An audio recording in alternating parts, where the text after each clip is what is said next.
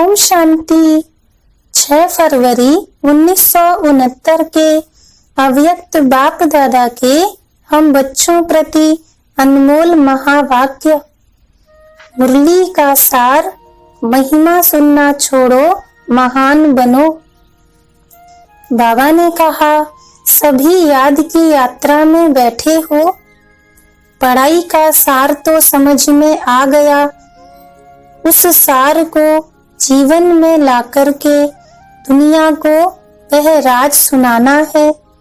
रचयिता और रचना की नॉलेज को तो समझ गए हो, सुना तो बहुत है, लेकिन अब जो सुना है वह स्वरूप बनके सभी को दिखाना है।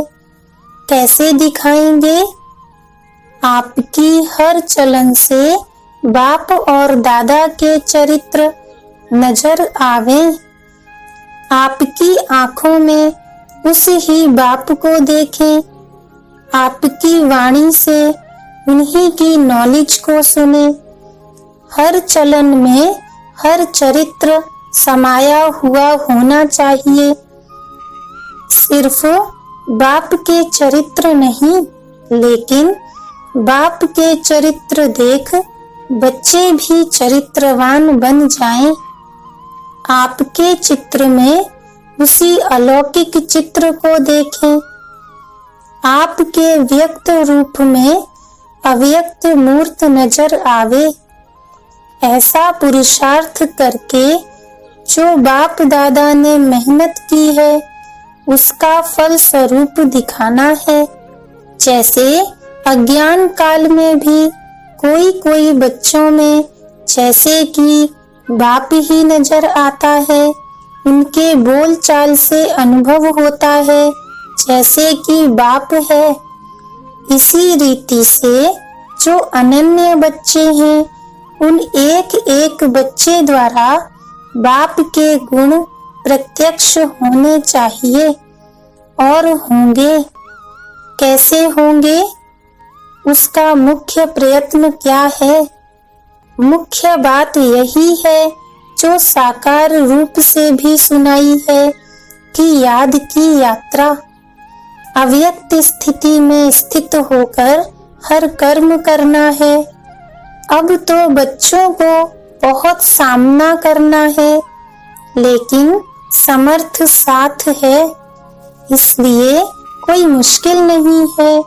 सिर्फ एक बात सभी को ध्यान में रखनी है कि सामना करने के लिए बीच में रुकावट भी आएगी। सामना करने में रुकावट कौन सी आएगी मालूम है? बच्चों ने कहा, देह अभिमान।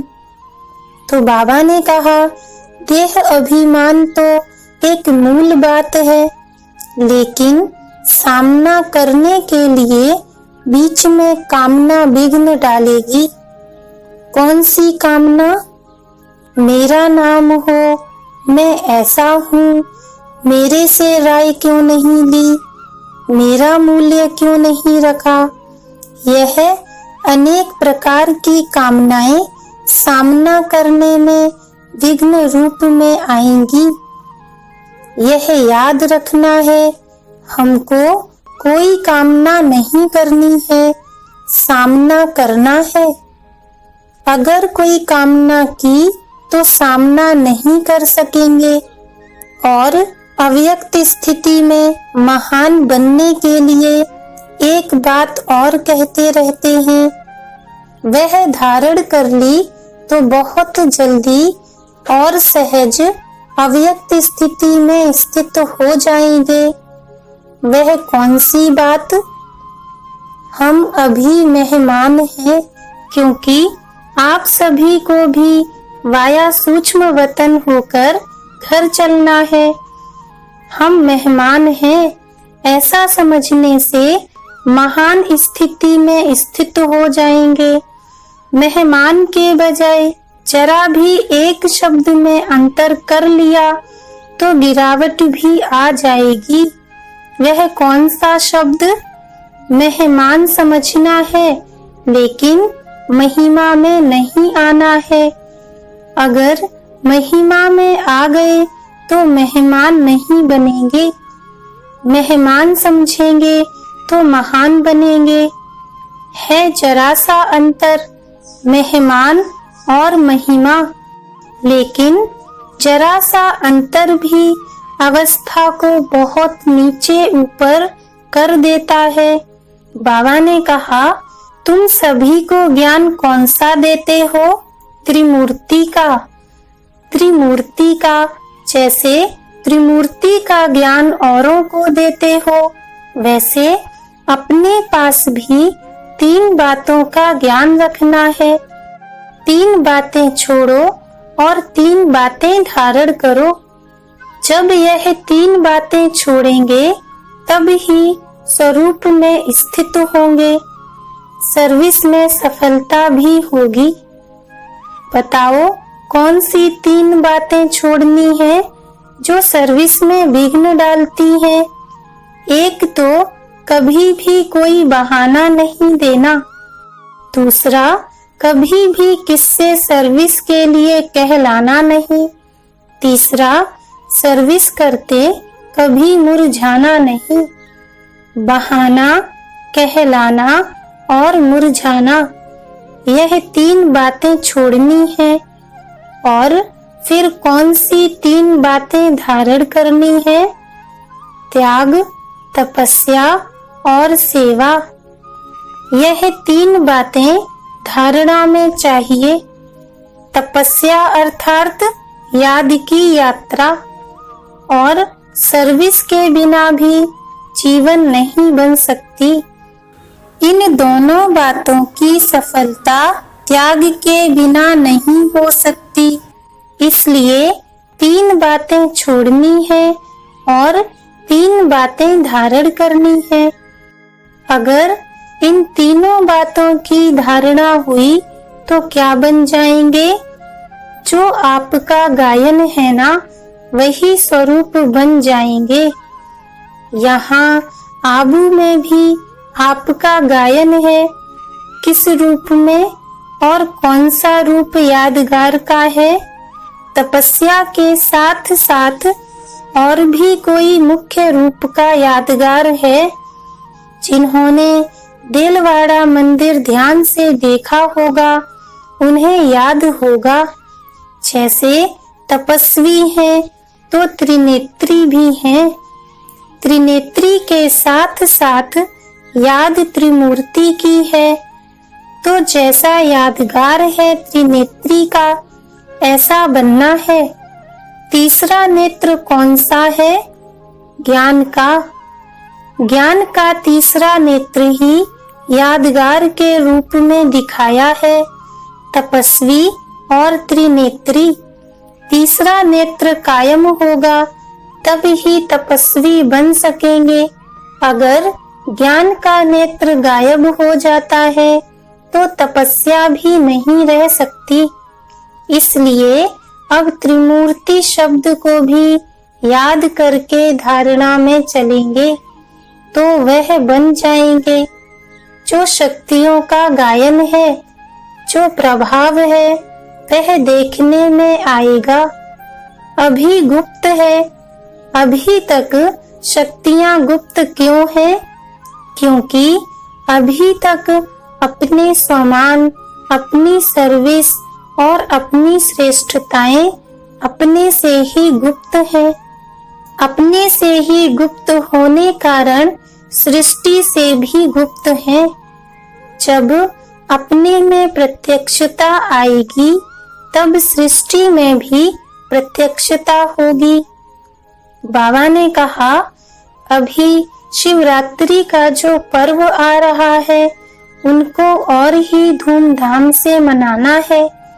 बड़े उमंग और उल्लास से परिचय देना है, क्योंकि बाप के परिचय में बच्चों का परिचय भी आ जाता है।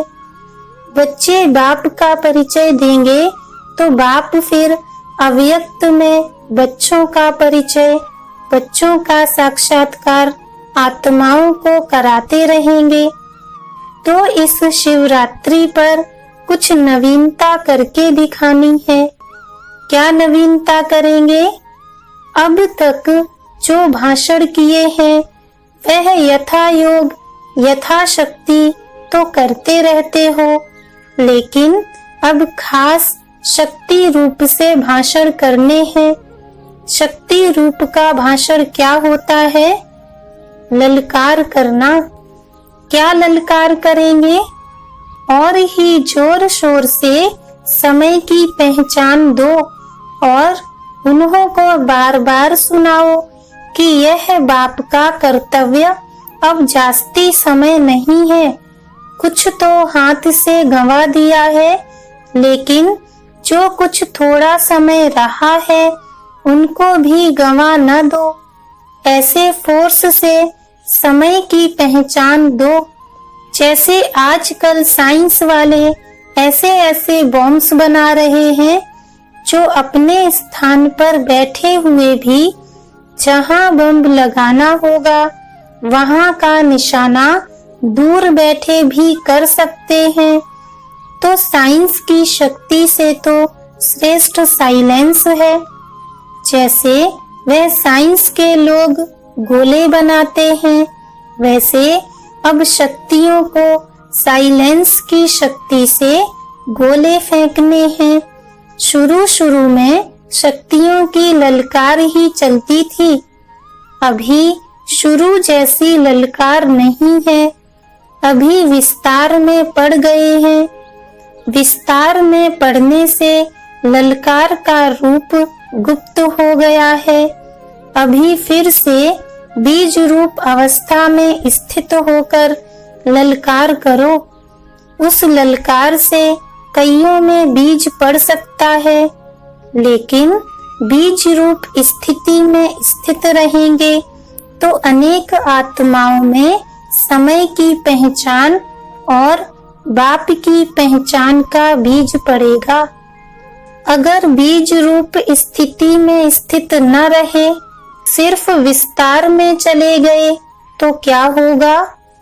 ज्यादा विस्तार से भी वैल्यू नहीं रहेगी, व्यर्थ हो जाएगा। इसलिए बीज रूप स्थिति में स्थित हो, बीज रूप की याद में स्थित हो, फिर बीज डालो। फिर देखना यह बीज का फल कितना अच्छा और सहज निकलता है। अभी तक मेहनत जास्ती की है, प्रत्यक्ष फल कम है। अभी मेहनत कम करो, प्रत्यक्ष फल ज्यादा दिखाओ। स्नेह तो सभी का है ही, लेकिन स्नेह का स्वरूप भी कुछ दिखाना है।